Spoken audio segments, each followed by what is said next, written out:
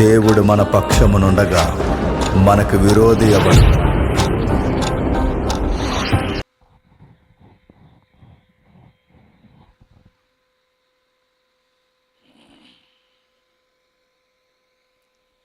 సుమారు 10:30 అవుతుంది.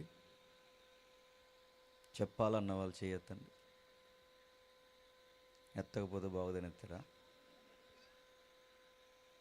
ఆలస్యమైంది, మంచు ప్రభావం ఎక్కువ ఉంది కనుక ఉన్న సమయంలో త్వరగా ముగించే ప్రయత్నం నేను చేస్తాను. ముందుగా వేదిక మీద ఉన్న స్థానిక దైవజనులకి, పెద్దలకు, ఈ సభకి కారకులైన కుటుంబానికి, వాక్యం వినడానికి మీ సమయాన్ని కేటాయించుకుని వచ్చిన విశ్వాసులైన మీ అందరికీ క్రీస్తు నామమున శుభములు. చిన్న ప్రార్థన చేసుకుందామండి. ప్రార్థన. ఇంకా దయచేసి ఎవరు అటు ఇటు తిరగొద్దు. మన జీవితాలకు అవసరమైన కొన్ని సంగతులు మనం నేర్చుకుందాం. ప్రార్థన. పరలోకమందున్న మా తండ్రి, మరికొన్ని సంగతులు మాతో మాట్లాడండి. ఆత్మీయ జీవితంలో నేర్చుకోవాల్సినవి చాలా ఉన్నాయి దేవా. కొన్ని విషయాలు మా జీవితంలో ఎందుకు జరుగుతాయో మాకు తెలియాలి. వాటిని మీతో ఎలా సమాధాన పడాలో కూడా మాకు తెలియాలి. అవి తెలియని రోజు తండ్రి మమ్మల్ని గర్వహంతులుగా మారుస్తుంది. మీరు ఇవ్వాలనుకున్న దీవులకు తండ్రి అర్హత లేని వారిగా మమ్మల్ని మార్చేస్తుంది. అంటే అలాంటి ఒక సన్నివేశం బైబిల్లో మేము చూస్తుండగా మాతో, మా అందరితో మీరు మాట్లాడతారని కోరుతూ క్రీస్తున్నామని ప్రార్థన సమర్పిస్తున్నాం తండ్రి. ఆమేన్. ఇక దయచేసి ఎవరు అటు ఇటు తిరగొద్దు. మన దగ్గర ఉన్న కీర్తన గ్రంథంలో నుంచి ఒక విలువైన కీర్తన మనం ఆలోచిద్దాం. అందరి దగ్గర బైబిల్ ఉందా? చూద్దాం. కీర్తన గ్రంథం 6వ కీర్తన. కీర్తన గ్రంథం 6వ కీర్తన. చక్కగా స్పష్టంగా చదివారు ఎవరైనా ఉంటే చదవండి. కీర్తన గ్రంథం 6వ కీర్తన మొదటి వచనం నుండి. నీ కోపము చేత నన్ను గద్దింపకము, నీ ఉగ్రతతో నన్ను శిక్షింపకము. యెహోవా, నేను కృషించి ఉన్నాను, నన్ను కరుణించుము. యెహోవా, నా ఎముకలు అదురుచున్నవి, నన్ను బాగు చేయుము. నా ప్రాణము బహుగా అదురుచున్నది. యెహోవా, నీవు ఎంతవరకు కరుణింపకయుందువు? యెహోవా, తిరిగి రమ్ము, నన్ను విడిపింపుము. నీ కృపను బట్టి నన్ను రక్షించుము. మరణమైన వారికి నిన్ను గూర్చిన జ్ఞాపకము లేదు. పాతాళములో ఎవరికి నీకు కృతజ్ఞతాస్తుతులు చెల్లింతురు? నేను మూలుగుచ్చు అలిచి ఉన్నాను. ప్రతి రాత్రియు కన్నీరు విరుచుచు నా పరుపు తేలజేయుచున్నాను. నా కన్నీళ్ల చేత నా పడక కొట్టుకొని పోవుచున్నది. విచారము చేత నా కన్నులు గుంటలు పడుచున్నవి. నాకు బాధ కలిగించు వారి చేత అవి చివికి ఉన్నవి. యెహోవా, నా రోదన ధ్వని విని ఉన్నాడు. పాపము చేయువారలారా, మీరందరూ నా యొద్ద నుండి తొలగిపోవుడి. యెహోవా, నా విన్నపము ఆలకించి ఉన్నాడు. యెహోవా, నా ప్రార్థన అంగీకరించెను. నా శత్రువులందరూ సిగ్గుపడి బహుగా అదురుచున్నారు. వారు ఆకస్మికంగా సిగ్గుపడి వెనుకకు మల్లుదురు. ఆగుతాం. కీర్తన గ్రంథం అనగానే మెయిన్ లైన్ చర్చెస్ అనగా లూథరన్, బాప్టిస్ట్ ఇలాంటి మన పెద్ద పెద్ద సంఘాల్లో సుపరిచితమైనవి కీర్తనలు. తెలుగు అక్షరాలు తెలుసు కనుక చదువుకుంటాం. వచనం వెనకాల ఒకరు, పద్యాలు మాదిరి ఒకరి వెనకాల ఒకరు అప్పగించుకుంటాం. చదవడం మనకు తెలుసు, కీర్తనలతో పరిచయం మనకు తెలుసు, ఎవరు ఏ కీర్తన రాశాడు ఈ అనుభవాలు అన్నీ మనకు తెలుసు. కానీ తిరగేసి ప్రశ్నించుకుంటే ఆ కీర్తన ఏంటి అని అడిగితే మనకేమన్నా అర్థమైందా? మిమ్మల్ని అడుగుతున్నాను, సిగ్గు లేకుండా ఒప్పుకుందాం. తెలుగు అక్షరాలు తెలుసు కనుక చదువుకున్నాం, కీర్తనలు సుపరిచితం కనుక చదువుకున్నాం. చాలామంది కీర్తనలు తిరగేసి చాలా బాగా చదువుతారు, బాగానే చదువుతాం. కానీ చదివిన కీర్తన ఏంటో మనకేమన్నా అర్థమైందా? నిజాయితీ ఒప్పుకుంటే అర్థమైనట్టు, అర్థం అవ్వలేనట్టు అర్థమైంది. అంటే అటు అర్థమైందా అని పూర్తిగా చెప్పలేము, అటు అర్థం కాలేదా అని పూర్తిగా చెప్పలేము. అర్థమైనట్టు ఉంటుంది. ఎందుకంటే ఈ కీర్తనల వెనకాల ఉద్దేశాలు మనకు తెలియకపోతే సరి అయిన విషయ పరిజ్ఞానం మనం పొందుకోలేము. నా మాటలు అర్థమవుతున్నాయి అందరికీ? కొంత త్వరగా ముగిస్తాను, జాగ్రత్తగా వినండి. నిజానికి కొన్ని కీర్తనలు అర్థం కావాలి అంటే, కొన్ని కీర్తన వెనకాల భక్తుల యొక్క కష్టాలు, కన్నీళ్ళు, వేదనలు, బాధనలు, మరణాలు, విలయాలు, ఆ విలయాల్లో నుంచి వాళ్ళకు వచ్చిన రాగాలు.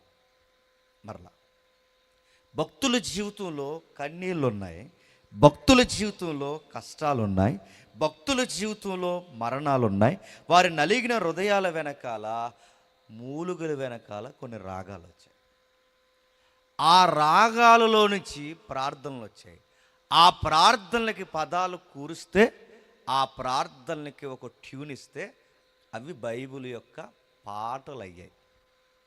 అర్థమైందా? అంటే ఈ పాటలు కేవలం ఆ ఫ్యాన్ ఆపే తమ్ముడు, మీకు ఒప్పుతుందా? లేదు కదా. ఈ పాటల గురించి మనం ధ్యానిస్తున్నప్పుడు బైబిల్లో పాటలు ఏదో కాలయాపనకి గోదావరి గొట్టు దగ్గర కూర్చొని రాసిన పాటలు కాదు. ఎందుకంటే ఘంటసాల కూడా గోదావరి గొట్టు మీద రాశాడు పాట, అదే పాడాడు పాట. అలాంటి ఘంటసాల పాటలు కాదు ఇవి. గోదావరి గట్టు మీద చెట్టు మీద వాళ్ళ జనరేషన్లో పాటలు. చెట్టు మీద పెట్ట మనసులో ఏముందంటే మళ్ళీ పెట్టలు గొడవ. అప్పటి నుంచి ఇప్పటి వరకు మీరు చూడండి, ప్రతి ఒక్కడు పెట్టల మీద రాసేవాడే పాటలు. పెట్టలు అంటే మళ్ళీ అదొక పొయిటిక్ అండోయ్. పెట్టలు అంటే చెప్పిన పెట్టంటే పెట్ట కాదు, పెట్టంటే పిల్లని. ఇప్పుడు ఆ పిల్ల మనసులో ఏముందో ఘంటసాల దగ్గర నుంచి గొడవ. అందరూ ఆడవాళ్ళ మీద పాటలు రాసేవాళ్ళు తప్ప పుట్టించిన వాడి మీద పాటలు రాసేవాళ్ళు తక్కువ. ఆ పాటలు రాసిన వాటిని అర్థం చేసుకునే వాళ్ళు తక్కువ. ఆయన అర్థం చేసుకుని ప్రార్థనలే పాటలుగా మలిచే జనరేషన్ చాలా తక్కువ. అందుకే ఎవర్ గ్రీన్ సాంగ్స్ ఏమైనా ఉన్నాయంటే బైబిల్ సాంగ్స్. నెక్స్ట్ పేజ్ మన జనరేషన్కి మన మాతృభాషలో ఏదైనా ఉందంటే ఆంధ్ర క్రైస్తవ కీర్తనలు అంతే. మరి మిగిలిన కీర్తనలు ఏంటంటే అవి పేరు కీర్తనలు అంతే. మరి ఏమనాలంటే ఈ కీర్తన మనం ధ్యానిస్తే మనకు అర్థమవుద్ది. వారి పాటల్లో భక్తి ఉంది, వారి పాటల్లో వైరాగ్యం ఉంది, వారు వింటుంటే వారి పాటలు వాళ్ళ జీవితం యొక్క ప్రేరణ ఉంది, వాదార్పు ఉంది. ఎక్కువ ఆ పాటల్లో ఏముందంటే దేవునికి కనెక్ట్ చేసే ఒక తెలియని సున్నితమైన పొర ఉంది. ఈ రోజుల్లో పాటలు ఏమున్నాయి? మ్యూజిక్ ఉంది. ఈ రోజుల్లో పాట ఏముంది? బేస్ ఉంది. ఈ రోజుల్లో పాట ఏముంది? రకరకాల ఇన్స్ట్రుమెంట్స్ ఉన్నాయి. ఈ రోజుల్లో పాటలు ఏమున్నాయి? తలాము తగదిం అయ్యే ఉన్నాయి. మరి ఇంకేమున్నాయంటే ఇంకేమీ లేవు. ఇంకా ఎక్కువ మాట్లాడుకుంటే ఏముంది? తెలుగు పదాల్లోనే గద్య భాగము పద్య భాగాల పదాలు జోడించేస్తే అది గొప్ప పాట అనే ఒక ఫీలింగ్ ఉంది. ఇంకా ఏమున్నాయి?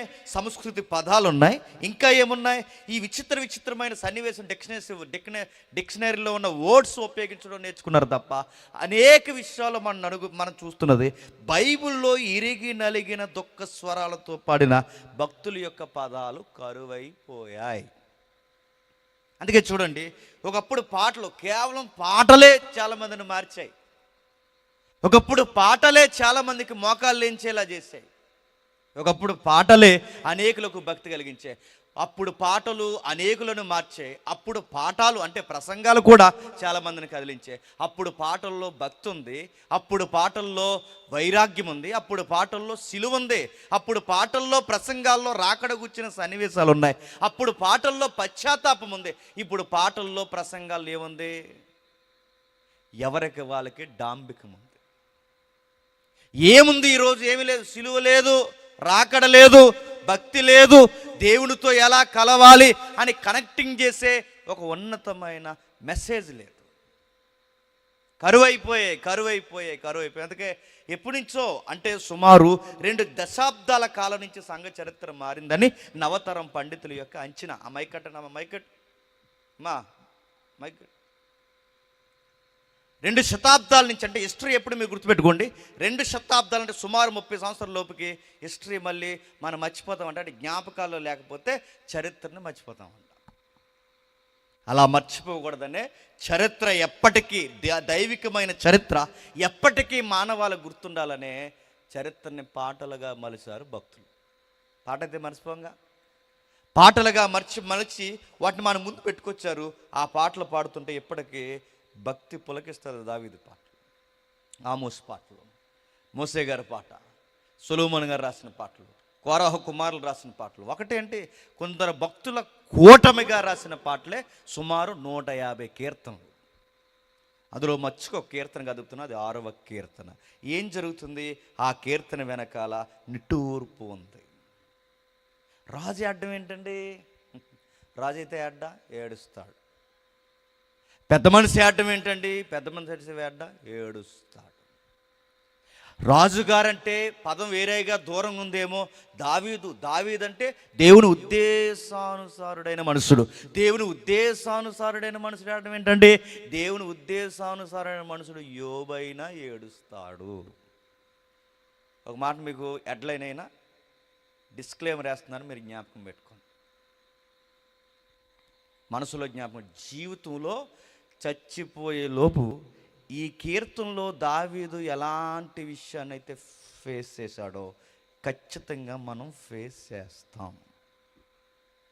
మాకు అలా జరగదని అనకండి. జరిగే టయానికి నీకు మెలకు లేకపోతే నీకు ఒకటే రాదారి, సూసైడ్.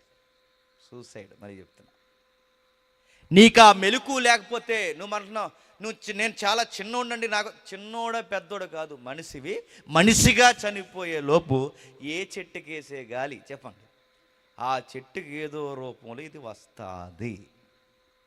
దావీదు ఎందుకు ఇలాంటి బాధలు మన కొరకు లిఖితపూర్వకంగా రాశాడు? భక్తులు ఎందుకు పెట్టారంటే వాళ్ళు వెళ్ళిన మనకన్నా ముందు ఆ శ్రమల గుండా నడిచిపోయారు, మనకన్నా ముందు ఆ బాధల గుండా పోయారు. వాళ్ళ జీవితాలు ఎందుకు దేవుడు రికార్డ్ చేసి పెట్టాడంటే మీరు కూడా ఇలాంటి పరిస్థితులు ఖచ్చితంగా మీ జీవితంలోకి వస్తే ఆ టైంలో మీరు ఎలా నిలబడండి అని చెప్పడానికి చెప్పండి ఇలాంటి అనుభవాలు రాసుంచాడు. అందుకే ఈ కీర్తనలో ఒక అద్భుతాలు ఉన్నాయి. ఈ కీర్తనలో భక్తి ఉంది. అయితే ఇప్పుడు కీర్తనలకు లేవు. ఒకప్పుడు పాట రాస్తే ఎలా రాసేవారంటే ప్రార్థించి రాసేవారు. ఇప్పుడు పాట రాస్తే ఎలా రాస్తున్నారంటే కీబోర్డ్ మీద చెయ్యట్టి రాసే అంటున్నారు. అంతే. కీబోర్డ్ వస్తే పాటలు రాస్తున్నారు, తబలాలు వస్తే అందరు ఏం కదలండి, మీరు ఆలయపు చూడకండి. కీబోర్డ్లు వస్తే పాటలు రాసేస్తారు, తబలాలు వస్తే పాటలు రాసేస్తున్నారు, కొంచెం మూడు వస్తే పాట రాస్తున్నారు. పాటలు అలా రాస్తే ఎందుకండి ఆ పాటల్లో జీవం లేదు, ఉద్యమం లేదు. చిన్నప్పుడు పెద్దలు అంటే వీళ్ళ జనరేషన్కి ముందు జనరేషన్ చెప్తున్నారు, పురుషోత్తం చౌదరి గారి త్రాహిమం సాంగ్స్ వినండి, ఎవర్ గ్రీన్ సాంగ్స్. ఎందుకు? ఏడుస్తూ రాశాడు కనుక, దేశింపబడుతూ రాశాడు కనుక, బరువుతో రాశాడు కనుక, భార్యే అర్థం చేసుకోలేనప్పుడు మూలుగుతూ రాశాడు గనక, కుటుంబమే సొంత జనులని జాతి వైరంతో ఎలేసేసినప్పుడు రాశాడు గనక, పురుషోత్తం చౌదరి గారి పాటలు వింటుంటే ఈ రోజుకి మనకి ఆ గ్రాంధిక పదాలు అర్థం కాకపోయినా ఆ పెయిన్ అర్థమవుద్ది. మనకి కొన్ని పదాలు మనకు అర్థం కాకపోయినా ఆ బాధ మనం అనుభవిస్తాం. ఎందుకంటే ఆ ఒత్తిడి అది ఉంటుంది, ఆ సున్నితమైన పొర. రాజాబాబు గారి పాటల సంఘం ఎంత ఏడిపించేసిందండి. రాజాబాబు గారు తెలుసు కదా, చనిపోయాడు కదా, ఆయన అక్కడెక్కడ ఉంటాడు అనుకోకండి, చనిపోయాడు. ఆయన పాటలు చూడాలి, సంఘం ఎంత ఏడిపించేసిందండి. ఇందాక సేవకులు చెప్పారు, సేవకులకి అన్ని ప్రాబ్లమ్సే, తిన్నా గొడవే తినకపోయిన గొడవ అన్నాడు. నిజమేది, తిన్న గొడవ, ఎన్నో బాధలు ఆయన సంఘం వల్ల ప్రాబ్లమ్స్ వచ్చాయి, వెలివేతకు గురయ్యాడు. అలాంటి టైంలో బాధపడుతూ పాట రాసి క్షమాపణ కోరే పాటలు రాశాడు. వాళ్ళ పాటల్లో చక్కటి వైరాగ్యం ఉంది, ఈరోజు లేదు. అందుకే నేను ఎప్పుడు అంటాను, ఆమోస్ గ్రంథంలో అంటాడు, అరే ముందు మీ పాటలు నాకు నచ్చాలంటే ముందు నాకు మీరు నచ్చాలరా అన్నాడు. మనం ఎలా ఉంటామని చెప్పినా మా పాట నచ్చితే చాలు మనం నచ్చేస్తాం కూడా అంత లేదు. దేవుడు అంటే ముందు అతను బాగుంటాడు దేవుడు. ముందు మన పాటలు నచ్చాలంటే గుర్తుపెట్టుకుని మనం నచ్చాలి. మనకు పెద్ద గమకాలు తెలియాల్సిన అవసరం లేదండి, మనకు పెద్ద సన్నటి స్వరాలు ఉండాల్సిన అవసరం లేదండి. విరిగి నలిగిన హృదయంతో పశ్చాత్తాపంతో దేవుడికి వచ్చి నీకు వచ్చినట్టు పాడితే ఆయనకి నచ్చేస్తావు అంతే. ఆయనకి నచ్చేస్తావు, ఆయనకి కావాల్సింది అదే. అందుకే ఈ కీర్తనాకారుడు మనకి ఏం నేర్పిస్తున్నాడు ఈ దావీదు గారు అంటే, ఏదో గమ్మత్తైన సంగతే మన కళ్ళ ముందు పెడుతున్నాడు. ఏం చెప్తున్నాడు? ఈ కీర్తన మనకు అర్థం కావాలి అంటే అసలు ఇది ఏ టైప్ ఆఫ్ సాంగ్, ఇది ఏ టైప్ ఆఫ్ సాంగ్ మనకు అర్థం కావాలి అంటే చిన్న అక్షరాలు రాశాడు చూడండి పైన. ప్రధాన గాయకునికి అష్టమ శృతి మీద తంతి వాయిద్యములతో పాడదగినది. బాగా వినండి, క్వైర్ మాస్టర్ చెప్తున్నాడు. ప్రధాన గాయకుడు అంటే క్వైర్ మాస్టర్. క్వైర్ మాస్టర్ అంటే ఆడేవాడు అనుకోకండి. క్వైర్ మాస్టర్ అంటే టీమ్స్ ఉంటాయి. ఇప్పుడు క్వైర్ టీంలు తక్కువైపోయినాయి. ఇప్పుడు క్వైర్ టీంలన్నీ ఆ డ్రెస్ కోడ్ మీద పెట్టిన ఫోకస్ చెప్పండి, క్వైర్ టీం లీడర్ మీద పెట్టరు. బాగా అంటారు.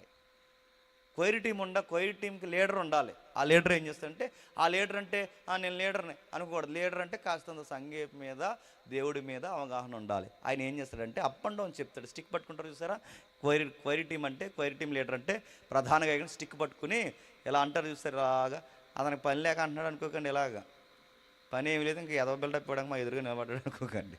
ఆయనకి పని లేక కాదు, ఆ స్కేల్ కరెక్ట్గా వెళ్ళాలంటే, ఆ పెయిన్ కరెక్ట్గా తెగలాలంటే దాన్ని సరిగ్గా నడిపించే ఆ నాయకుడు ఎవరంటే ప్రధాన గాయకుడు అన్నమాట. ఆయన్ని ప్రధాన గాయకుడు అంటారు, క్వైర్ మాస్టర్ అంటారు. ఆయనకి చెప్తున్నాడు దావీదు గారు, బాబు మీరు ఈ పాట పాడుతున్నప్పుడు ఎలా పడితే అలా పాడేయకండి, దీనికి ఒక ట్యూన్ ఉంది అన్నాడు. ఏముందట? దీనికి ఒక ట్యూన్ ఉంది. ఏంటా ట్యూన్? ఏంటట? అష్టమ శృతి మీద తంతి వాయిద్యములతో పాడదగిన కీర్తన. మళ్ళీ ప్రశ్న అడుగుతాను, చెప్పండి. అష్టమ శృతి అంటే మనం ఎప్పుడో తెలుగు మర్చిపోయాం. చాలామంది జనరేషన్లో కరోనా వల్లే పాస్ అయిపోయారు, తెలుగు ఎప్పుడో మర్చిపోయాం. ఇప్పుడు అడుగుతున్నాను, అష్టమ శృతి అంటే వేరు కూడా బాగా అని చెప్పారు, దేవుడు మిమ్మల్ని దీవించడు కాదు. అష్టమ శృతి అంటే బాగా అంటే శృతులు ఎన్ని చెప్పండి. ఒక స్కేల్కి ఉండే శృతులు ఎన్ని అలా తెలిస్తే ఎన్నంటే 7 notes అంటారు. 7 అంటే సా మనకు తెలుసు, మనకు సంగీతం లేకపోయినా తెలిసిపోతామండి. సరి గమ పద నిస అర్థం అయ్యే పెద్ద ఏదో అనుకోకండి. సరిగమ పద నిస ఏమన్నా చూసారా? ఈ సా లాస్ట్ వచ్చింది చూసారు, సా. ఈ సా మళ్ళీ సెకండ్ స్కేల్లో రిపీట్ అవుతున్నప్పుడు, అది 8th noteగా రిపీట్ అయినప్పుడు దాన్ని అష్టమ శృతి అంటారు. అర్థమైనట్టే, మీకు అర్థమైపోయినా అర్థమైంది కదా? ఓకే. అంటే సరిగమలు మళ్ళీ సెకండ్ టైం రిపీట్ అవునప్పుడు అది ఫస్ట్ సాని హై నోట్లో పాడతారు. అంటే ఇప్పుడు సా అన్నామా, సా అలా అంటారు, బాగా మనం అనలేము. అంటే హై నోట్లో పెయిన్ఫుల్గా బాధతో అనేదాన్ని అష్టమ శృతి. అంటే ఇది ఏ నోట్లో పాడమంటున్నాడు? మీరు జనరల్గా పాడేకండి. నా పాట మీరు పాడుతున్నప్పుడు ఎలా పాడతారంటే హై స్కేల్లో పాడండి, గొంతు పెద్దది చేసి పాడండి.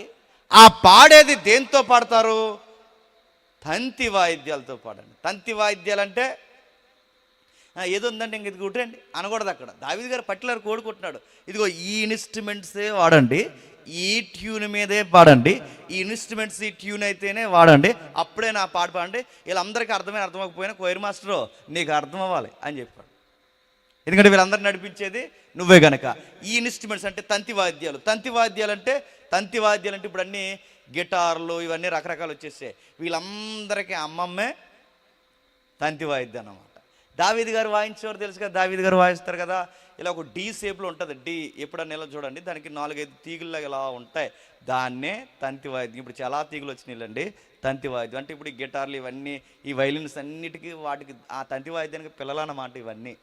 అక్కడి నుంచి వచ్చాయి. అంటే దేని మీద పాడమంటున్నాడు? తంతి వాయిద్యాలతో పాడండి. తంతి వాయిద్యాలతో ఎందుకు పాడాలంటే ఇది పెయిన్ఫుల్ సాంగ్ కనుక.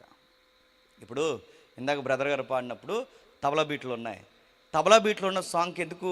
కొంచెం ఉద్యోగం వచ్చే వాటికి తబలా బీట్ కొడతారు. వైలిన్ దేనికి వేస్తారు అని ఎద్దరు కదా. వైలిన్ దేనికి వేస్తారు? బాధ ఉన్నదానికి వేస్తారు. అంటే తంతి వాయిద్యాలు దేనికి వేస్తారంటే ఈ తీగులు బాధలు ఉన్నదానికి వేస్తారన్నమాట. అంటే ఈ పాట చెప్పండి, బాధతో పాడుతున్న పాట, ఏడుస్తూ పాడుతున్న పాట, జీవితంలో నలిగిపోయి పాడుతున్న పాట.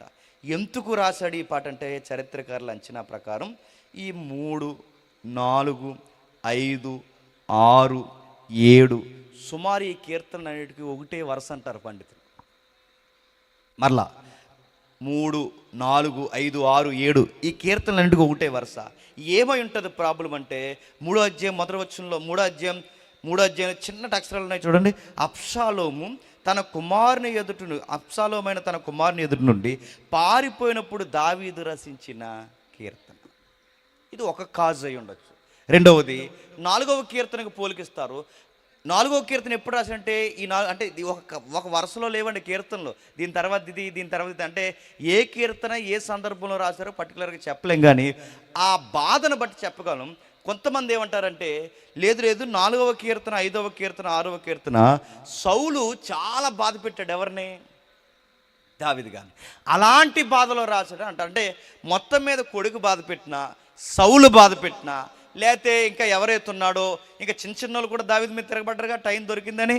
ఆ చిన్న ఏమీ తెలియని వాళ్ళు కూడా చిన్నోళ్ళు కూడా దొరికిందే టైం అని ఆ చిన్నోళ్ళు కూడా దావీదు గారి మీద తిరగబడ్డారు. వీళ్ళందరూ ఎవరు తిరగబడతానో మొత్తం మీద తిరగబడ్డారు. బాధపడ్డ టైంలో ఈ పాట రాస్తున్నాడు అన్నమాట.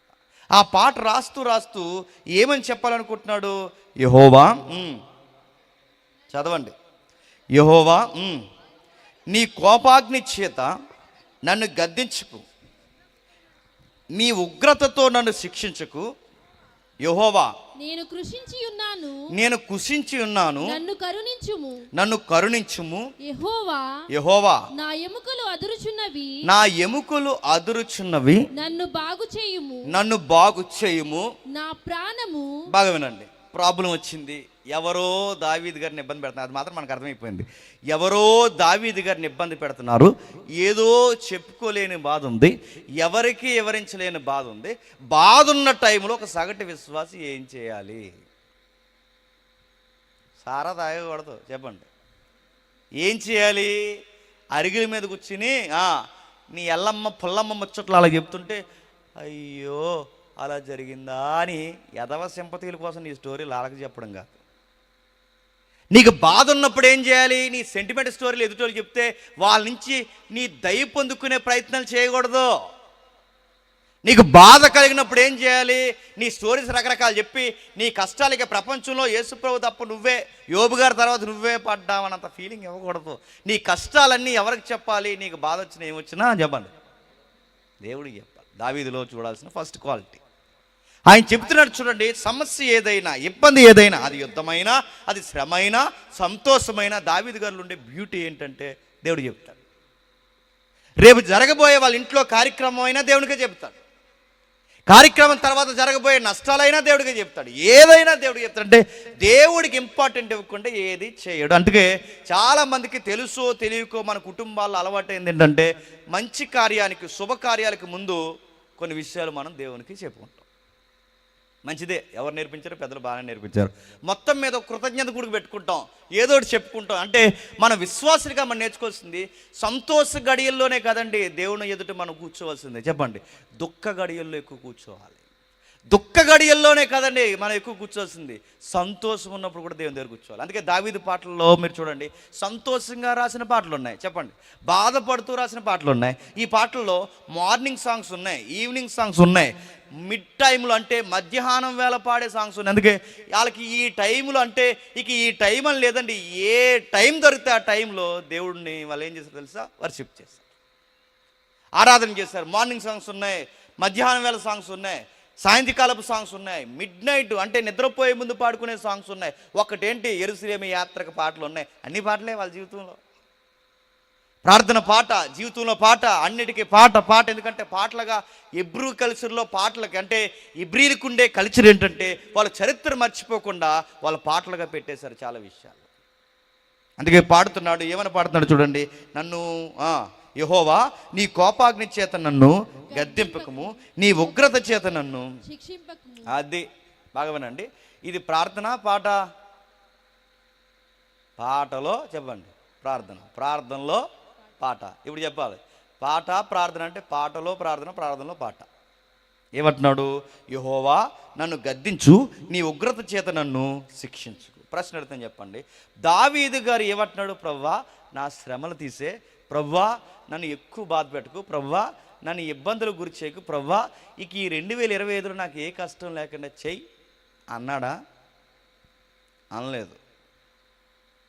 దావీదు ఎంత క్వాలిటీగా అడుగుతున్నాడు చూడండి. నన్ను గద్దించు కానీ, నన్ను గద్దించు కానీ, అంటే గద్దించు కానీ కోపంతో గద్దించుకో అన్న.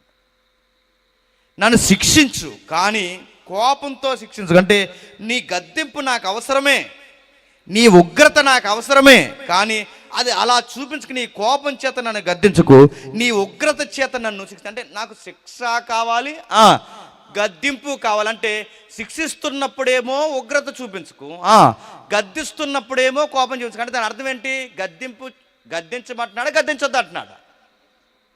చెప్పాలి. గద్దించమంటున్నాడా గద్దించొద్దు అంటున్నాడా? ప్రసంగాల్లో ఈరోజు మనం కోరుకునేది అని చెప్పండి. ఓదార్పులు కావాలా గద్దింపులు కావాలా? గద్దింపులు నచ్చం మనకి. వయసు అయిపోయింది కదా, సేదస్సం ఎక్కువైపోయింది ఈ మధ్య పాస్టర్ గారికి అంటున్నారు. తెలుసా పాస్టర్ గారు ఏమనంటే మధ్య అతమాలు ఏం నా మీదకి జీవిస్తున్నాడు ఏటో, మరి ఏం పగడేసుకున్నాడు నా మీద అంటున్నా. వీళ్ళు ఎత్తకూడదు, ఏమనకూడదు, గద్దించకూడదు, ఏమనకూడదు, కొడుకులో మధ్య కూడా కదలకూడదు, మీరు సన్నిధికి ఆలస్యంగా వచ్చిన ఏమనకూడదు, ఏమనకూడదు. ఎందుకంటే మనకు అన్నీ ఎలాంటి ప్రసంగాలు ఉండాలంటే నీ పిండి పిసుకు తొట్టెయు, నీ బుడ్డలో నూనెయు తరగదుగాక తరగదు, నీ గుడారంలోనికి ఏ తెగులు సమీపించదు. అలాగుంటే గొప్ప ఆరాధన చేసి ఇంటికి వెళ్ళిపోతాం. మనం దేవుడిలో ఉన్న గొప్ప గుణమని చెప్పిన దావీదుకి అర్థమైంది. నువ్వు గద్దిస్తావు, ఆ గద్దించేది కోపంతో వద్దు, నన్ను శిక్షిస్తావు, నీ ఉగ్రతతో నన్ను శిక్షించొద్దు. అంటే ఒక విశ్వాసికి క్రమశిక్షణ కావాలి అంటే గమనించండి, దేవుడి దగ్గర గోజాడే విధానం తెలియాలి. శిక్షణ అవసరమే, బాగా వినాలి, శిక్షణ అవసరమే, కానీ ఆ శిక్షణ శిక్షించేదిగా ఉండకూడదంట. ఆయన ప్రార్థన ఎంత బ్రైట్గా ఉందో మీకు అర్థమవుతుందో లేదో. దావీదు గారి ప్రార్థనలో ఎంత తెలివితేటలున్నాయి చూడండి. మన ప్రార్థనలో కొన్ని ప్రార్థనలు నాకు తెలిసి పరలోకం వరకు వెళ్ళవండి. కాబట్టి సీరియస్గా ప్రార్థన చేస్తుంది అంటే ఇంకెక్కడ నిలబడితే అక్కడ ప్రార్థన చేస్తుంది అనమాట ఆవిడ. చాలా మెసేజ్ చెప్పాను, మీకు కూడా చెప్తాను వినండి. తిట్టాడు, ఇంక నీకు జీవితంలో ఇంక ఎప్పుడు ఉండుతావు, నీకు కూరలో ఉండడం వచ్చా నీకు అని తిట్టాడు అలా ఆవిడ్ని. ఆయన ఇంక 30 సంవత్సరాలు కాపురం చేయాలి, ఇంక జీవితంలో ఉండవు, నేను చచ్చిపోయి చివరి రోజున వండుతావు సరిగ్గా కూర అన్నాడు.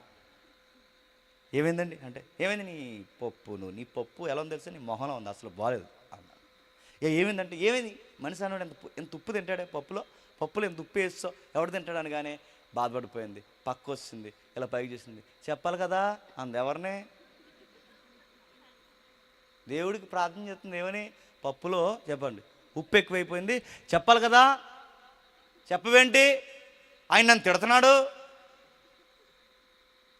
నేను అడుగుతున్నా అండి, దేని కొరకు ప్రార్థించాలో తెలీదు, ఎలా మాట్లాడాలో తెలీదు, ఏం అడగాలో తెలీదు, ఎలాంటి విషయాలు గంభీరమైన దేవుడి ముందు గోజాడాలో తెలీదు. ఏం తెలుసు అంటే ప్రార్థిస్తున్నామన్న ఫీలింగ్ మాత్రం తెలుసు మనకి.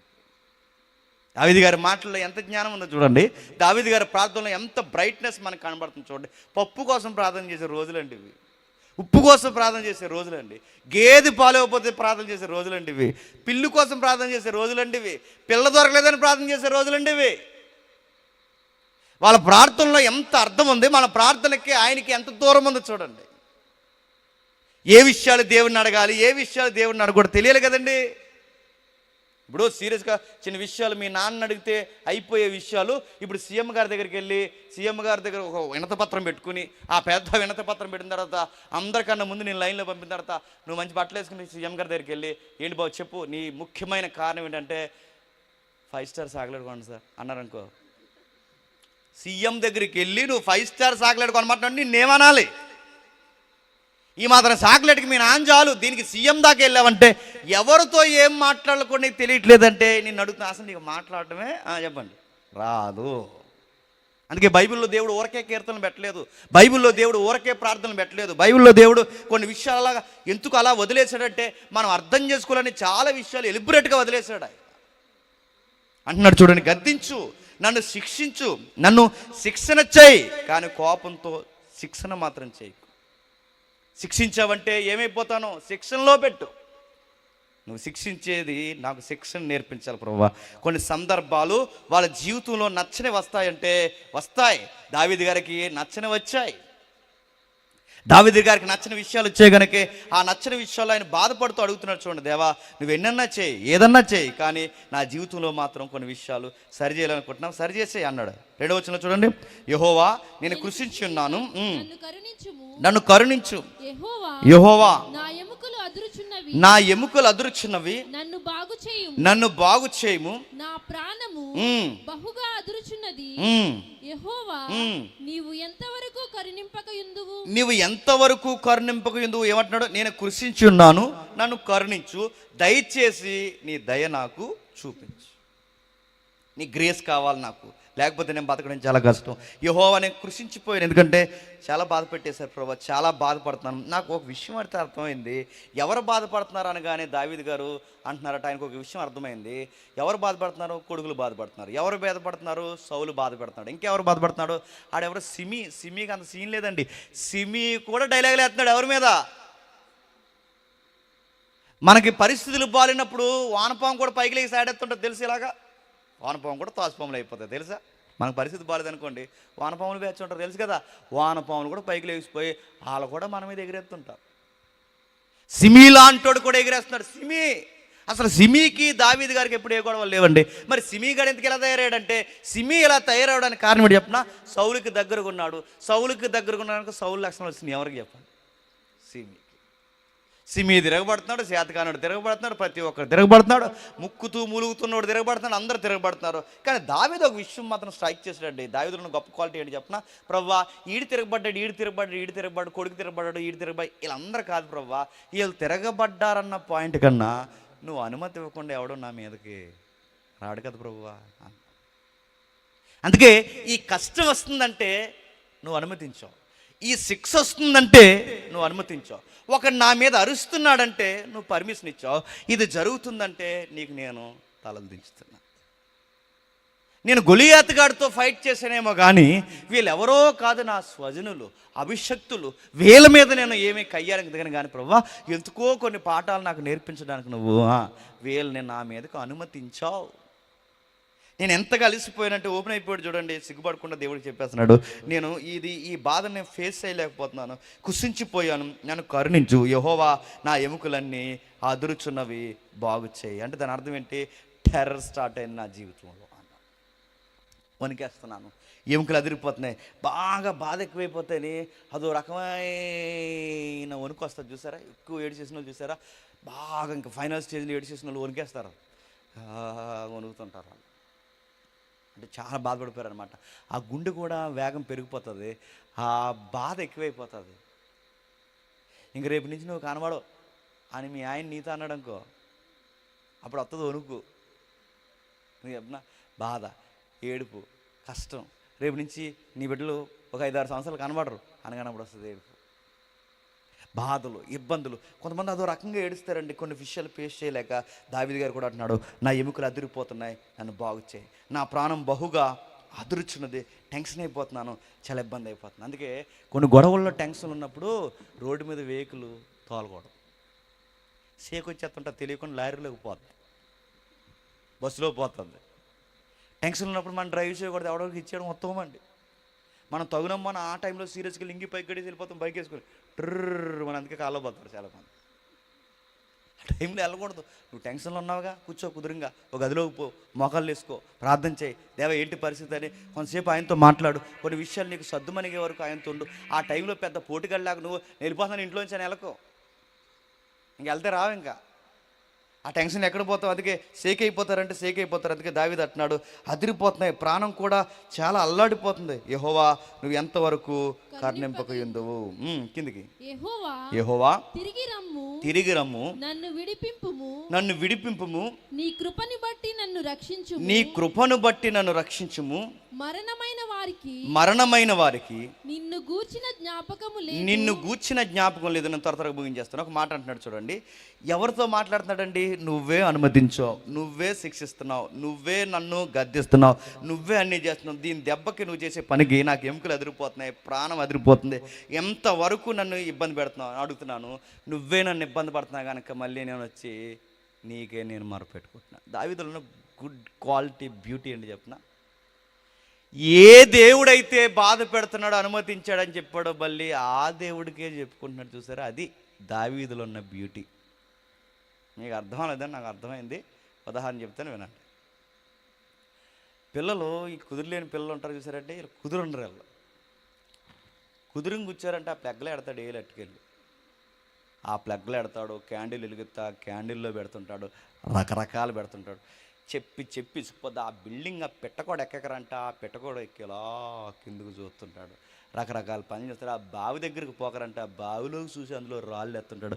ఇలాంటి పనులన్నీ చూసి అసలు అమ్మ ఏం చేస్తుందంటే ఈ విమానం మొత్తం వచ్చేలాగా గట్టిగా నాకు పడేస్తుంది. ఇంకొకసారి నువ్వు మేడ ఎక్కబట్టి నీకు అంటాడు. గట్టి కొట్టిన తర్వాత చల్లి గట్టి ఈ కోపంలో కొట్టేస్తుంది గట్టిగా. ఆ కొట్టినప్పుడు చాలా గట్టిగా దెబ్బలు తేలేస్తాయి. ఆ దెబ్బలు తేలేసినప్పుడు వాడు గల్లు నేడుస్తాడు. భయం లేని పిల్లకాయలు అయితే ఏం చేస్తారు, కొట్టిందని చెప్పి రాను ఇంటికి పోతుందని ఆటెక్కేసిపోతాడు. కొంతమంది భయం లేని బాధ్యత లేని ఏదో బస్సు ఎక్కిపోతాడు. అందుకే మన చాలా తెలుగు నవల్లో 20 ఏళ్ళు తర్వాత కొడుకు మళ్ళీ ఇంటికి వచ్చాడు, తిట్టాడని ఇంట్లోంచి పోతారు, కొట్టాడని ఇంట్లోంచి పోతారు. కానీ కొంతమంది ఉత్తమ పిల్లలు ఉంటారు. వాళ్ళు ఏం చేస్తారంటే కొట్టాడని ఆటో ఎక్కిపోరు, సందులోకి పోరు, ఎక్కడెక్కడికో పారిపోరు, కనబడకుండా గదుల్లో దోకరు. వాళ్ళు ఏం చేస్తారంటే ఏ తల్లి అయితే కొడుతుందో మళ్ళీ ఆ బిడ్డ అదే తల్లిని పట్టుకుని చెప్పాలి వాటికమ్మా అని ఏడుస్తారు. మీకు బిడ్డల దగ్గర మీకు అర్థమవుతుందా అంటే నిజానికి ఏ అమ్మ కొడుతుందో ఆ అమ్మకు దూరంగా పోవాలి. కానీ ఉత్తమ బిడ్డలు ఏం చేస్తారో తెలుసా, ఏ అమ్మ కొడుతుందో మళ్ళీ ఆ అమ్మనే పట్టుకుని ఏడుస్తారు. కొట్టకమ్మా అని బతిమలాడుకుంటాడు. దావీదు కూడా ఒక తల్లి బిడ్డను కొడితే ఎలా ఏడుస్తాడో దావీదు కూడా ఆ తల్లి దగ్గరికి బిడ్డ పోయి ఏడుస్తున్నట్టు మళ్ళీ ఏ దేవుడు కొడుతున్నాడో ఆ దేవుడి దగ్గరికే పోయి అంత గట్టి కొట్టకు దేవా అని ఏడు. అంత గట్టిగా నేను అంటే ఆయనలోనే చూడండి, వాళ్ళ తండ్రి కొడుకులు లాంటి బంధం అండి ఈ భక్తులకి దేవుడికి ఉన్నది. వాళ్ళకి అర్థమైపోయాడు కనుక దేవుడు ఎక్కడి నుంచి ఎక్కడికి పారిపోం, ఎక్కడికి వెళ్ళిపోం. నువ్వు కొడతావు మళ్ళీ నీ దగ్గరికి వస్తావు, మమ్మల్ని గద్దిస్తావు మళ్ళీ నిన్నే బతులాడుకుంటావు. నువ్వు మమ్మల్ని ఏం చేసినా నీ పాదాలు పట్టి బతులాడుతావు, ఎందుకంటే నువ్వు ఏం చేసినా మా మేలు కోరే చేస్తావు.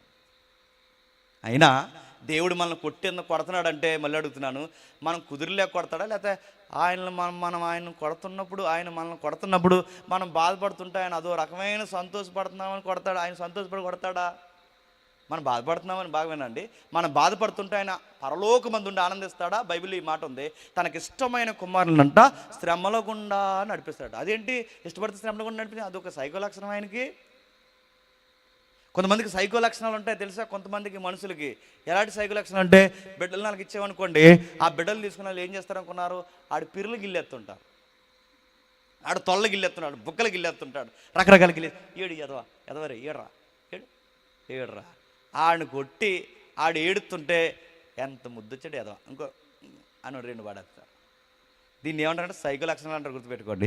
దేవుడు కూడా మనం 2 దెబ్బలు పడేసి ఆ పరలోక మంది బలి ముద్దెత్తున్నాడు ఎదవ ఏడరా అంటాడు అనుకుంటున్నారా? కాదండి. ఆ ఎలాప వాక్యం మీరు ఇంటికి వెళ్తారు చదవండి, ఏముంటుందంటే ఆయన బాధించినను ఆ బాధను పెట్టి నరులకు కలిగిన బాధను బట్టి ఆయన కూడా బాధపడతాడు. అంటే ఎలా అంటే మళ్ళీ తల్లి కొడుకుల ఎగ్జాంపుల్ మళ్ళీ చెప్తాను అండి. తల్లి గట్టి కొడుతుంది కదండి, ఈయన్ని గట్టి కొట్టిన తర్వాత గల్లుని ఏడుస్తాడు. మీరు ఎప్పుడైనా వాళ్ళిద్దరిని గమనించండి, గట్టి కొట్టిన తర్వాత చాలా గట్టిగా ఏడుస్తాడు. ఏడుస్తున్న తర్వాత ఎందుకు ఇలాంటి పళ్ళు ఇలారా అని ఏడుస్తుంది. మళ్ళీ నువ్వెందుకు ఏడుతున్నావు, ఆయన కొట్టింది ఎవరు? ఈవిడే. ఆవిడ కొట్టింది ఈవిడే. మళ్ళీ ఆడు ఏడుస్తున్నది ఎవరు? ఈవిడే. మరి నువ్వెందుకు ఏడుస్తున్నావు? ఆడు ఏడుతున్నాడు, నేను ఏడుతున్నావు. మరి ఏడిసేలాగా ఎందుకు కొట్టావు? తెరవలేదు, బాగా వినండి. ఆ నేడ్చేలాగా ఎందుకు కొట్టావు, ఆ నేడ్చేలా ఎందుకు కొట్టావు అంటే ఎందుకు కొట్టింది, ఆడు అలాంటి పనులు చేస్తే చచ్చిపోతాడు అంత కొట్టింది. మరి ఎందుకు ఏడుస్తుంది? ఆడు ఏడుస్తున్నాడని ఏడుస్తుంది. దేవుడు కూడా అంతే. ఎందుకు కొడుతున్నా ప్రవ్వా? ఇలానే ఉంటే ఈ లోపాలతో మీరు చచ్చిపోతారు. మరి ఎందుకు ఏడుస్తున్నాం ప్రవ్వా? మేము ఏడుస్తాం అంటే మీరు ఏడుస్తున్నారు కనుక ఏడుస్తున్నారు. దావీదుకి తెలిసిపోయింది. దావీదు మాటలు ఎంత ముద్దుగున్నాయంటే ఇక్కడ నిజంగా వాళ్ళకున్న ఆ టైంలో వాళ్ళకున్న వెలుగును బట్టి రాసిన మాట చూడండి, దావీదు మాటలు ఎంత ముద్దుకుంటాయో. మరణమైన వారిని గూర్చి నేను గూర్చిన జ్ఞాపకం లేదు, పాతాళంలో ఎవరు నీకు కృతజ్ఞతాస్తుతులు చెల్లిద్దురు. ఆ మాట మీకు చదువుతుంటే ఎలా ఉందో కానీ భలే ముద్దొస్తుంటుందని దావీదు గారి మాటలు ఏమంటున్నాడు చూడండి. పాతాళమందు ఎవరు నీకు కృతజ్ఞతాస్తుతులు చెల్లిస్తున్నాడు. దావీదు గారి ఉద్దేశం ఏంటంటే, నువ్వు నన్ను చంపేసేలా ఉన్నావు, ఇలాగే బాధ పెట్టి నేను చచ్చిపోతాను, నేను చచ్చిపోయిన తర్వాత నీకు వర్షిప్ ఎవరు చేస్తారు అంటున్నాడు. నీకు అర్థమైందా? ఆ మాటలు చూసి ఎంత ముద్దుగా ఉన్నాయి చూడండి. వాళ్ళిద్దరు మాట్లాడుకుంటూ ఏమంటారు చూడండి, ఇలా నేను కొట్టేస్తే రేపు చచ్చిపోతే నీవు తట్టుకోలేక కృంగిపోయి, నేను చచ్చిపోతే పాతాళంలో వర్షిప్లు ఉంటాయి ప్రభు నీకు, నేను వెళ్ళిపోయిన తర్వాత నీకు వర్షిప్ ఎవరు చేస్తారు, నీ మీద మంచి స్థుతిగీతలు ఎవరు పడతారు, నన్ను కొయిరి టీంలో లేకుండా చేస్తావా అంటున్నాడు. చిన్నపిల్లల మాటల్లో లేవు. అమ్మ నేను పోతే నువ్వేమైపోతావే అన్నట్టు. ఆడిపోతే మనమేమైపోతాం, మనమే కన్నామండి. కానీ ఆడ మాటలు చూస్తుంటే ఎంత ముద్దుకుంటాయండి. దావీదు గారు కూడా అంటున్నాడు చూడండి, నేను లేకపోతే దేవుడికి దావీదు లేకపోతే చాలామంది ఉన్నారు, కానీ ఆ ముచ్చట చూసారు ఎలా ఉందో, నేను లేకపోతే ఏమైపోతావు ప్రభా, ఎవరు స్తుతిస్తారు ప్రభా, నాలాంటి నీకు వస్తుంటే. నిజంగా ఒక మాట చెప్పాలంటే దావీదులు అంటాడు మళ్ళీ ఇంకెవడు రాడు. రాజుల్లో మళ్ళీ దావీదు లాంటి పుట్టలేదు. అలాంటి చమత్కారంగా వాయించే సంగీతకారుడు దావీదు లాంటి చక్కటి కీర్తనకారుడు బైబిల్లో కానీ ఇంకా బైబిల్ చరిత్ర కానీ ఎక్కడ రాలేదు. అందుకే దావీదు అంటున్నాడు, ఏమైపోతాను ప్రభా, ఇలా నువ్వు వదిలేస్తే నేను మూలుగుచున్నాను, అలసిపోయి ఉన్నాను, నన్ను వదిలేలాగా, ఎందుకంటే నీకు వర్షిప్ చేయడానికి ఎవరు ఉంటారు, ఓపిక అంతా పోయింది అంటూ 7వ వచనంలో అంటున్నాడు చూడండి. విచారము చేత ఇంకా పైకి 6వ వచనంలో, నేను మూలుగుచున్నాను, ప్రతి రాతియు కన్నీరు విడుచు నా పరుపు తేలుచున్నది, నా కన్నీరు చేత నా పడక కొట్టుకుపోతుంది. ఎంత ఏడుస్తున్నాడట, రాత్రి అంతా ఏడ్చాడట. ఎలా ఏడుస్తున్నాడు, మూలకపోయి చీకట్లో కూర్చుని అని ఏడుస్తలేదు. ఎలా ఏడుస్తున్నాడు, రాత్రి అంతా ఏడ్చాడంటే, రాత్రి అంతా ఏడుస్తున్నాడు ఆ పదాలకు అర్థం ఏంటి, ప్రార్థనలో చెప్పండి ఏడుస్తున్నాడు, ప్రార్థనలో ఏడుస్తున్నాడు, దేవుని ఎదుట ఏడుస్తున్నాడు. దేవుని ఎదుట ఏడ్చే ప్రతి కన్నీరుకి విలువ ఉంటుంది. బాగా వినండి, అవసరం లేకుండా ఏడ్చే ప్రతి విషయంలో ఆ కన్నీరుకి విలువ లేకుండా పోతుంది. మీరు ఏడ్చే కన్నీరుకి విలువ ఉండాలంటే దేవుని దగ్గర వేడవండి. ఎందుకంటే దేవుడు ఒక వాగ్దానం ఇచ్చాడు మనకి, మీ కన్నీళ్ళు నా కవులలో దాచుకుంటాడు. అందుకే మీరు ఎప్పుడైనా ఏడ్చినప్పుడు ఆ కన్నీరుని వేస్ట్ చేయకండి, దేవుడి దగ్గర ఏడవండి, మీ కన్నీరు ఆయన దాచుకుంటాడు.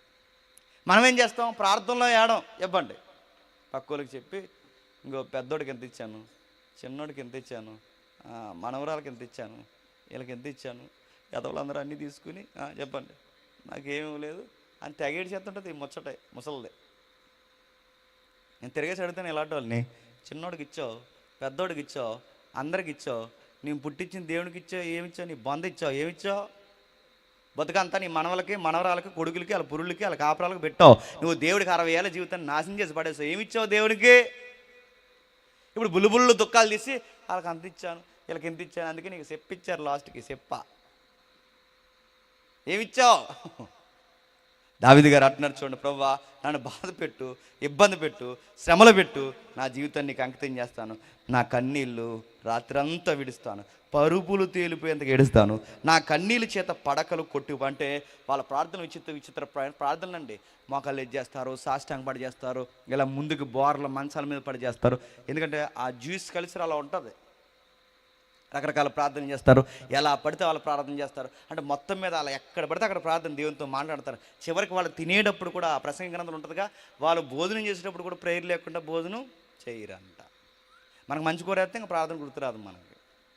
వాళ్ళు ప్రతీదీ ప్రార్థన ప్రార్థన ప్రార్థన ప్రార్థన ప్రార్థన పాటలు ప్రార్థనలు, జీవితం అంతా పద్యాలు పాటలు దేవుడు ప్రార్థనలు ఇవే గడుస్తున్నాయి వాళ్ళకి. అందుకే కన్నీళ్ళ చేత తడిసిపోయాయి.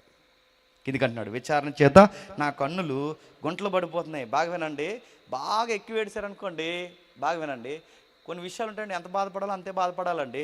అది దేవుని దగ్గర బాధపడితే అర్థాలు ఉంటాయి.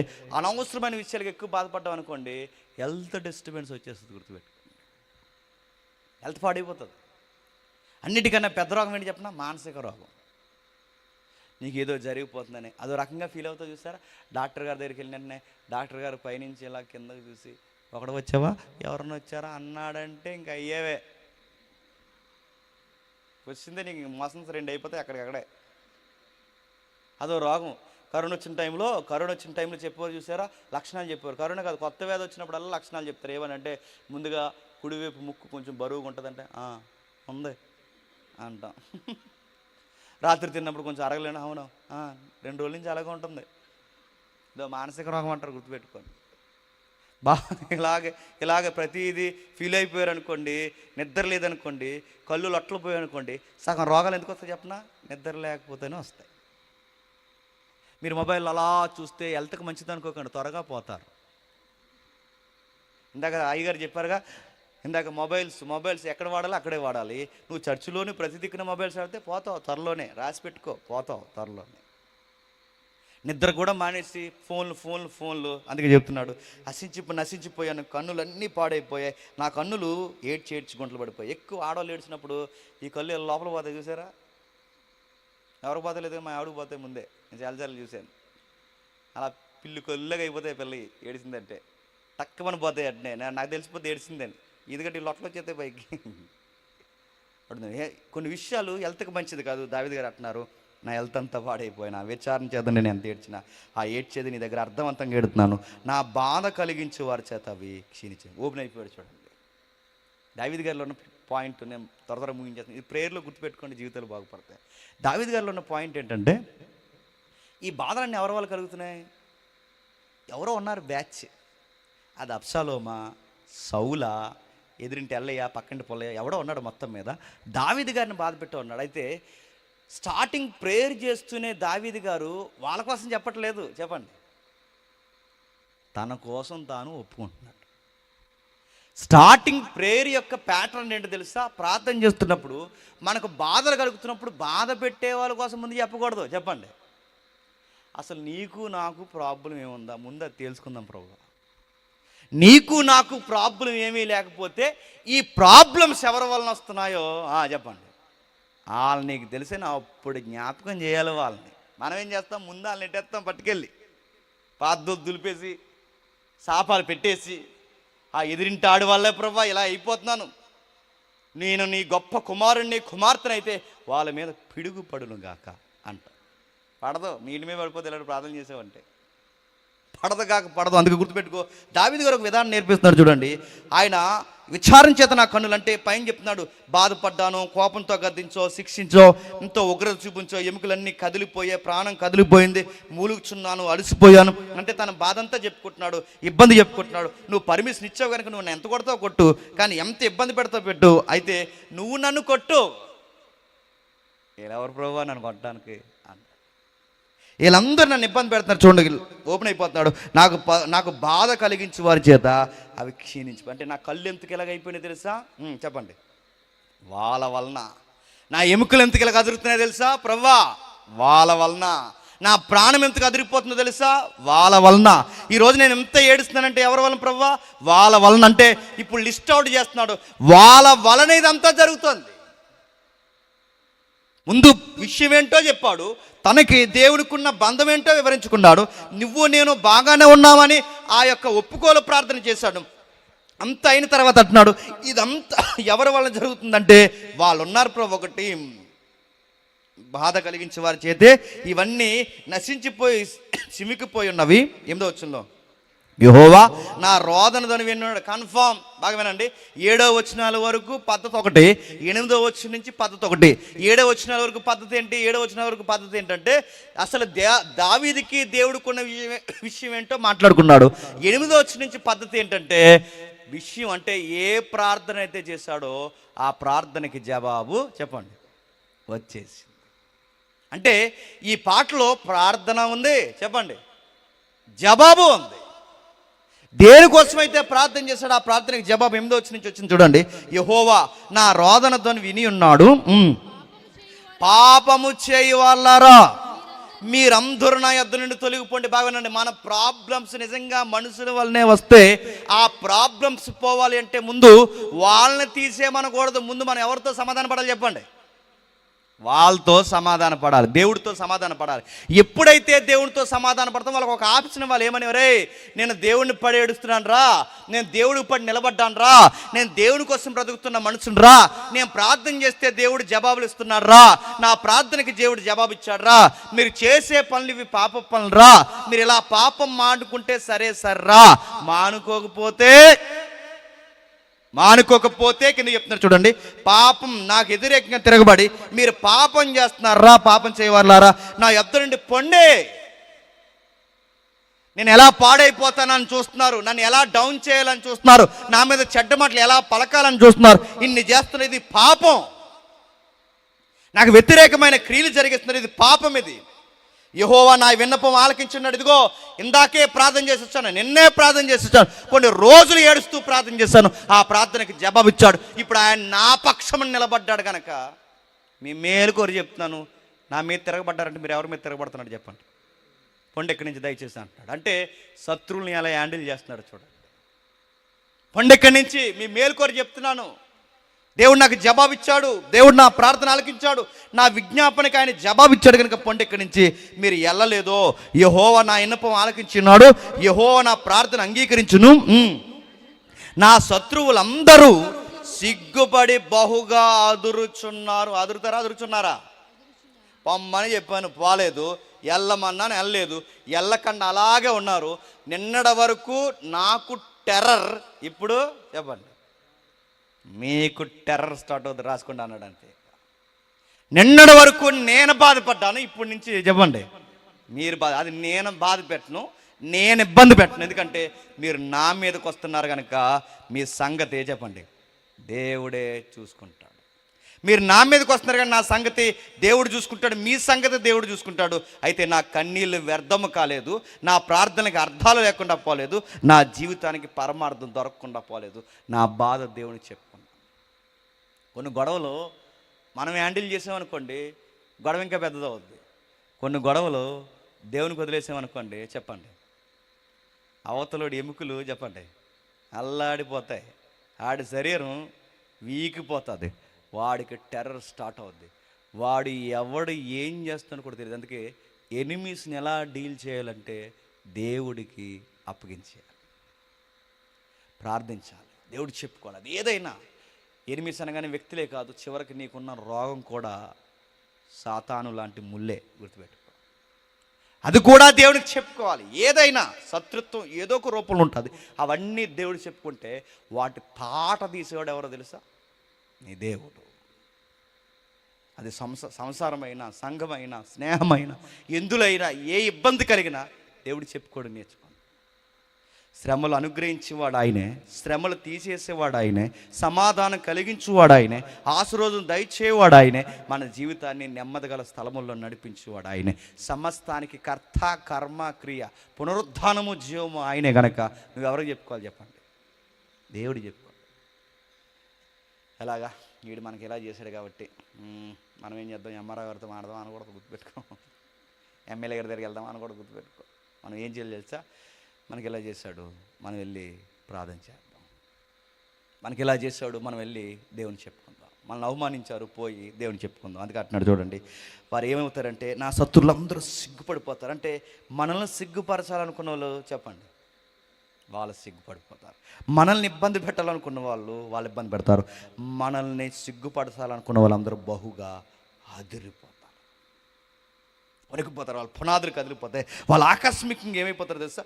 సిగ్గుపడి చెప్పండి, సిగ్గుపడి. ఇంకెవరో ప్రత్యేకించి అవమానించగలుగుతారని వాళ్ళే సిగ్గుపడి ఒకేసారి చెప్పండి అకస్మాత్తుగా. అంటే ఊరి 20 సంవత్సరాల నుంచి ఫైట్ చేశారు, సడన్గా ఏమైపోయారంటే చిటికలో మాయమైపోతారు అంతే ఒకేసారి. తక్కువని కనుమరుగైపోతారు అంతే ఒకేసారి. ఇన్ని సంవత్సరాలు బాధ పెట్టిన వాళ్ళు ఏరంటే ఒక్కసారి ఇలా అయిపోయారంటే ఒకేసారి అంతే. మనం హ్యాండిల్ చేస్తాం అనుకోండి, విషయం పెద్దదవుద్ది. దేవుడు హ్యాండిల్ చేసాడు అనుకోండి, మెరుపుదాళ్ళు మాయమైపోతారు అంతే. ఇలాంటి ఎగ్జాంపుల్స్ చాలా ఉన్నాయి, ఉదాహరణలు సొసైటీలో జరుగుతున్నవి. దేవుడిని పిల్లల్ని ఏడిపించి ఏడిపించి ఏడిపించి చివరికి కుటుంబాలు మట్టి కొట్టిపోయిన వాళ్ళు లేరండి. ఎందుకు? మీరు చాలామంది ఉన్నారు. సేవకుల మీద తిరగబడి చివరికి వాళ్ళ జీవితాలు ఏమయ్యాయో కూడా అడ్రస్ లేకుండా పోయిన వాళ్ళు లేరండి. సంఘాల్లో చిచ్చులు పెట్టి చివరికి సితి మంటకు పోయిన వాళ్ళు లేరండి.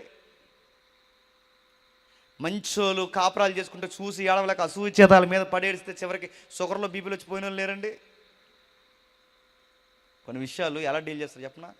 ఎవరికి చెప్పకండి, ఏ రికమెండేషన్ చేయకండి, ఎవరితో మాట్లాడకండి, దేవుడికి చెప్పండి. బాధపడ్డారా? ఎంత ఏడాలనిపించింది అంత ఏడ్చండి, ఎంత చెప్పుకోవాలనుకున్నారు అంత చెప్పండి, ఎంత బతిమలాడుకుంటాడు చంటి పిల్లలాగా అంతగా చంటి పిల్లలతో బతిమలాడుకున్నట్టు దేవుణ్ణి బతిమలాడుకోండి. చంటి పిల్లల్లాగా ఏడ్చేయండి, చంటి పిల్లల్లాగా లొంగిపోండి. దేవా ఇంక ఎంతకన్నా కొట్టకన్నాను చచ్చిపోలేను ఓపెన్గా సిగ్గు లేకుండా దేవుడు చెప్పాను. అప్పుడు దేవుడు నిన్ను హ్యాండిల్ చేస్తాడు. ఈ ప్యాటర్న్ బాగా వినండి. ఈ దావీదు గారు కదా ఫాలో అవుతా. త్రిత్వంలో ప్రభు అయిన యేసుక్రీస్తు వారు ఇలలోకి వచ్చినప్పుడు కూడా గెత్సెమనే వనములో అదే రోదన సలిపాడు ఆయన కాదా?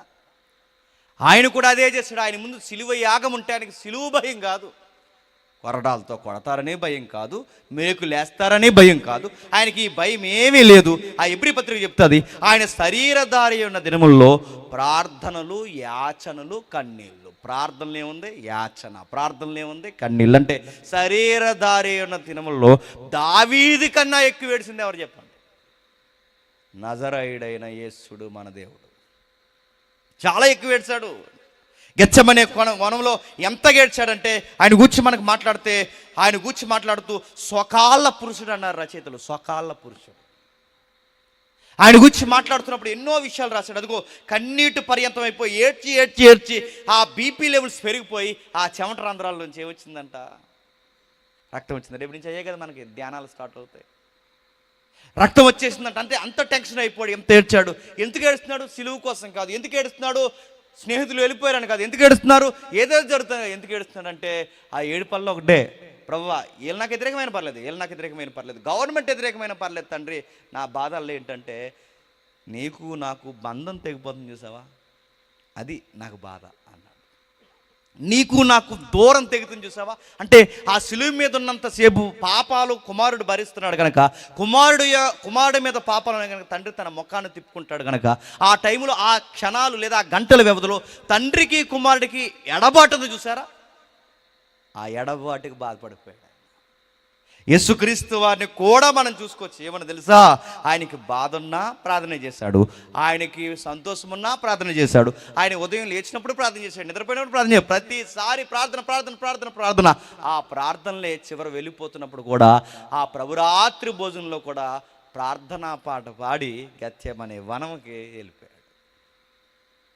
ఇవన్నీ బాగా వినండి. బైబిల్లో ఎందుకు ఇలాంటి ఘటాలు, ఎందుకు బైబిల్లో ఇలాంటి వైనాలు, ఎందుకు ఇలాంటి ఘట్టములు రాశాడంటే బైబిల్లో చెబుతున్నాడు మనకి, మనం నేర్చుకుంటామని. సంసారంలో ఎన్నో బాధలు ఉంటాయి. సంసారంలో బాధలు వచ్చిన వెంటనే ఫ్యాన్ ఎక్కడుందని చూడకు, స్టవ్ ఎక్కడుందని చూడకు, అనవసరంగా చేసుకున్నాను అనవసరంగా గోదావరిలోకి వెళ్ళిపోతానని ఇంక పరిగెట్టుకో. ప్రార్థన చేయి, దేవుని దగ్గరికి పోయి ప్రార్థన చేయి. అప్పులు తిప్పలు ఎక్కువైపోయి చివరికి నువ్వు చేతగాని నిర్ణయాలు తీసుకున్నందుకు ఆర్థిక నష్టాలు నువ్వు కూరుకుపోయినప్పుడు వాటిని తీర్చలేక, వడ్డీలు కట్టలేక ఏమైపోతాయి, ఇంకా బతకడం వేస్ట్ అని చాలా వీడియోలు వస్తున్నాయిగా. ఆ సూసైడ్ చేసుకోకు, నిలబడి దేవునికి ప్రార్థించే. సరైన చదువులు లేక ఎవరి బిడ్డలు ఉన్నారు, చదువులు లేక ఇలా సోషల్ మీడియా అలవాటు అయిపోయి సబ్జెక్టులన్నీ ఆగిపోయిన తర్వాత తల్లిదండ్రులకు మొహం జీవించలేకపోతే అంత ఇన్సల్ట్ ఫీల్ అయిపోయి చచ్చిపోకు. ఆగిపోయిన సబ్జెక్టులు మళ్ళీ దేవుని మీద ఆనుకొని రాయి. ఏ సెక్టార్లో ఉన్నా, మీరు ఎలా ఉన్నా బాధని దేవుని దగ్గర చెప్పుకోండి. అది ఇతరుల వల్ల కలుగుతున్నా, మీరు చేసిన తప్పుదల వల్ల కలిగిన ఏది జరిగినా దేవుడు చెప్పుకోండి. మన శ్రమలను కూడా దేవుడు సంతోషముగా మార్చేస్తాడు. నాకు సహోదరులు మాట్లాడాడు కదండి, శ్రమలోనే ఆనందం, శ్రమలోనే సంతోషం. శ్రమలలో సంతోషం చూడాలంటే అది అందరి వల్ల అవ్వదు. అది హై ఫిగర్, అంటే అంత ఎత్తులో ఆలోచించే వ్యక్తులు ఎవరైతే ఉంటారో వాళ్ళే శ్రమలను కూడా సంతోషంగా, అంటే ఏడుస్తాము, బాధ వస్తుంటుంది, ఎక్కడో ఇబ్బంది ఉంటుంది, కానీ ఎక్కడో సంతోషం, నా దేవుడు నన్నేమి వదిలేళ్ళే అని ఆ ధీమ, ఆ యొక్క సహవాసం ఎప్పుడైతే నీకు వస్తుందో నీ తండ్రిని బట్టి నువ్వు చాలా ఆనందిస్తావు. దావీదుకి ఎప్పుడైతే నశించిపోతున్నవాడు ఒకేసారి తిరిగి లేచిన దేవుడు ప్రార్థనకి జవాబు ఇచ్చాడని ఎలాగైతే అన్నాడో, నశించిపోవడం కాదు, సాక్షాత్తు దైవసుతుడు చనిపోయి తన తండ్రికి ప్రార్థన చేశాడు కదండి, కన్నీళ్లతోనూ యాచనలతోనూ భయభక్తులకు ప్రార్థన చేసిన ఆయనకి తన తండ్రి జవాబిస్తే ఆయనను మరణము కూడా బంధించకుండా చెప్పండి పునరుద్ధానంలో తిరిగి లేపేశాడు. పరిశుద్ధాత్మ శక్తితో దేవుని కుమారుడు తిరిగి లేచాడు. ఆయన ప్రార్థనకి జవాబు నిలబడి ఏ శత్రువులైతే ఆయన హేళన చేశారో ఆ శత్రువులే సిగ్గుపడేలా చెప్పండి మరణాన్ని సీరుకొని బయటకు వచ్చాడు. అది మరణమైన, రోగమైన, అప్పైన, శత్రువైన, ఏదైనా మీకు మళ్ళీ మళ్ళీ సూత్రం చెప్తున్నాను. దేవుణ్ణి పట్టుకుని ఆడండి. ఎర్ర సముద్రాన్ని పాయలు చేసిన దేవుడు నీ చిన్న శ్రమలను పాయలు చేయడం పెద్ద లెక్కేమీ కాదు. సూర్యచంద్రులను ఆపేసిన దేవుడు నీ శ్రమలను ఆపడం పెద్ద లెక్కేమీ కాదు. దేవుడికి అసాధ్యమైనది ఏది లేదు, ఆయనకి అన్నీ సుసాధ్యమే. కాబట్టి మనం చేయాల్సిన పని ఏంటంటే ముందు మనకి మోకాళ్ళు వేయడం రావాలి, చెప్పుకోవడం రావాలి. ఆయనకి నీకు ముందు ప్రాబ్లం లేకుండా ముందు క్లియరెన్స్ సర్టిఫికేట్ తెచ్చుకోవాలి. ఎప్పుడైతే ఆయనతో నీకు క్లీన్ సర్టిఫికేట్ ఏర్పడుతుందో మిగిలిన వెనకాల సంగతులు ఎవడెవడు ఏడిపిందో వాళ్ళకి దడ పుట్టిస్తాడు ఆయన. ఎవరు? దేవుడు. వాళ్ళ సంగతి దేవుడు చూస్తాడు. ముందు నీ సంగతి దేవుడి దగ్గర ఎలా ఉందో చూసుకుంటే దావీదు ఆనందించినట్టు చెప్పండి మనం కూడా ఆనందిస్తాం. ప్రభు పునరుద్ధానం చెందినట్టు ప్రతి బాధ నుంచి మనం కూడా చెప్పండి పునరుద్ధానం చెందుతాం. దేవుడి కుటుంబాన్ని, మిమ్ములను, దైవజనులందరినీ దీవించునుగాక. ప్రార్థన. ప్రేమగల తండ్రి, కృపగల దేవ, ఈ గంట వ్యవధిలో ఎన్నో సంగతులు విన్నారు తండ్రి. సుమారు 3 ప్రసంగాలు తండ్రి. మీ బిడ్డలకు ఎన్నో విషయాలు మీరు ప్రేమించి వినిపించారు. వినగలిగిన సంగతులే వినిపించారు. వారు పాటించవలసిన సంగతులే తండ్రి మీరు బోధించారు. ఎవరికి తండ్రి ఈ మాటలు వాదార్పో మాకు తెలియదు తండ్రి. ఆదరించండి. ఇంతకన్నా గొప్ప ఆశీర్వాదాలు మాకేమీ లేవు దేవా. తండ్రి ప్రార్థనకు జవాబులు అనుగ్రహించి జరగబోయే కార్యక్రమాలకి, జరగబోయే ప్రతి పనికి తండ్రి మీ తోడు నేను అనుగ్రహించండి. పెద్దలు నడిపిస్తున్న దైవజనుల్ని, బోధకుల్ని, ఈ పరిసర ప్రాంతాల్లో సేవం చేస్తున్న ప్రతి దైవజనుడిని ఆశీర్వదిస్తారని కోరుతూ అందరినీ మీ చేతులకు అప్పగిస్తూ క్రీస్తున్నామని ప్రార్థన సమర్పిస్తున్నాం తండ్రి. ఆమేన్.